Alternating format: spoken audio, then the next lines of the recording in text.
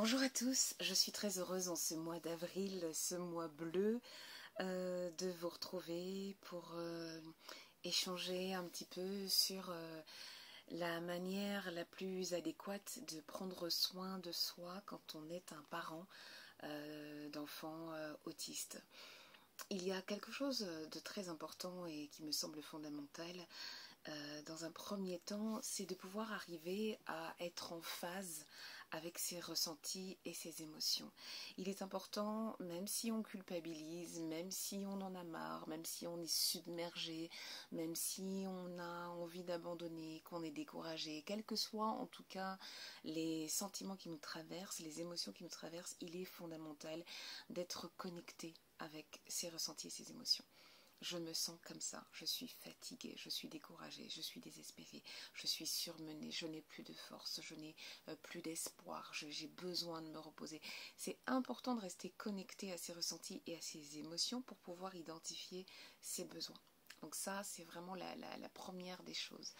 La deuxième chose, c'est de déculpabiliser. Une fois qu'on se rend compte de ce que l'on ressent, qu'on analyse ses émotions, qu'on comprend comment est-ce qu'on a besoin de gérer la situation, d'être soutenu, d'être accompagné, c'est important de déculpabiliser. Rien n'est grave et rien n'est dramatique. Les choses peuvent être éprouvantes, elles peuvent être déconcertantes, elles peuvent être décourageantes, mais il n'y a pas de drame. Rien n'est dramatique, personne ne va mourir. Il y a des choses que le bon Dieu, le karma, l'univers, en fonction de votre spiritualité, met sur votre chemin. Et il s'agit ici de déterminer ce qu'on va en faire. Je dis souvent dans mes coachings, tu en fais du caca ou tu en fais du caviar. J'en fais du caca, ça veut dire que je pars du principe que cette chose-là est un énorme caillou sur ma chaussure, c'est un rocher, je ne peux rien faire. Ou alors j'en fais du caviar et je décide que cette chose-là est un petit caillou dans ma chaussure, mais ne m'empêche pas de marcher. Dans les deux situations, on a une pierre. Là, c'est un rocher qui est sur ma chaussure, je ne peux plus avancer. Là, c'est un caillou qui est dans ma chaussure, que je sens, qui peut être désagréable, qui peut même parfois être douloureux, mais qui ne m'empêche pas d'avancer. Dans une situation, je suis complètement submergée et envahie, et dans l'autre, je lead, je prends, je récupère le pouvoir. Et donc, c'est un petit peu ça qu'on essaye de faire. On identifie ses besoins pour récupérer le pouvoir. Pourquoi ? Parce que si je ne récupère pas mon pouvoir, je subis une situation. Et lorsque je subis la situation, je ne peux pas la gérer correctement.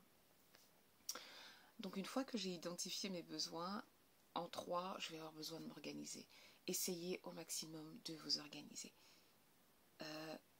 Vous avez un enfant, un adolescent qui demande plus d'attention, qui demande plus de présence, qui demande plus d'efforts.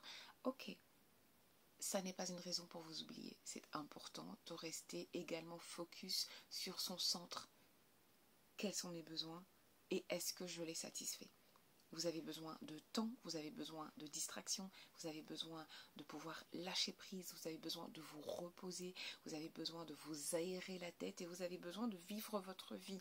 Je sais que c'est complexe comme situation, mais il y a quelque chose de fondamental et je le dis beaucoup lorsque j'accompagne des parents, notamment des femmes qui ont des enfants avec un lourd handicap. Mon enfant a un lourd handicap. C'est mon enfant, ce n'est pas moi. Si je veux pouvoir apporter à mon enfant tout ce dont il a besoin, ma présence, mon amour, ma tendresse, mais aussi ma force et mon courage, il faut que je puisse moi-même être capable de nourrir ça chez moi, nourrir ma force, nourrir mon courage. Je dois prendre soin de mon énergie. Je ne peux pas vivre la vie de mon enfant à sa place et je ne peux pas m'oublier pour vivre 100% le handicap de mon enfant. Donc c'est important de garder à l'esprit que si je veux être présente pour mon enfant et pouvoir l'accompagner dans cet état particulier, j'ai besoin d'être à mon top. Donc travaillez pour être à votre top. Prenez soin de vous, prenez soin de votre corps, prenez soin de votre esprit, prenez soin de votre âme, faites attention à ce que vous mangez, prenez soin de vos distractions, prenez soin de votre entourage, faites attention aux personnes que vous fréquentez.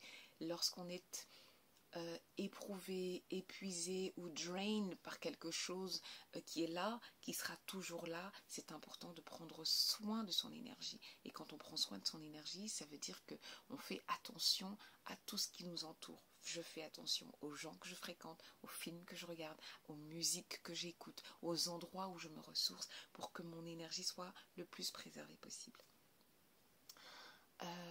Et le dernier conseil que je pourrais vous donner, c'est de lâcher prise. Pour pouvoir lâcher prise, il faut accepter de se faire aider, de se faire accompagner. Il y a des associations, il y a des auxiliaires de vie, des infirmières à domicile, il y a les grands-parents, il y a les cousins, il y a les tatas, il y a les sœurs, il y a les frères, il y a tout cet entourage-là que vous pouvez avoir. Si vous l'avez, c'est une chance dont vous pouvez profiter. N'hésitez pas à demander de l'aide, à demander du soutien. Et ce qui est bien avec les associations et les réseaux sociaux ou les forums, c'est que vous vous rendez compte que vous n'êtes pas seul. Vous n'êtes pas seul à vivre le découragement ou la fatigue. Vous n'êtes pas seul à vivre les rendez-vous médicaux qui s'enchaînent, les questionnements sans réponse. Vous n'êtes pas seul. Et parfois dans la vie, c'est important de se rendre compte qu'on n'est pas seul à vivre des choses qui sont éprouvantes ou qui sont difficiles. Donc n'hésitez pas à demander de l'aide pour pouvoir lâcher prise. Lâcher prise, c'est accepter la situation et se dire qu'on ne peut pas faire machine arrière, on ne peut pas changer les choses. Par contre, on peut grandement contribuer à les améliorer. Pour ça, il faut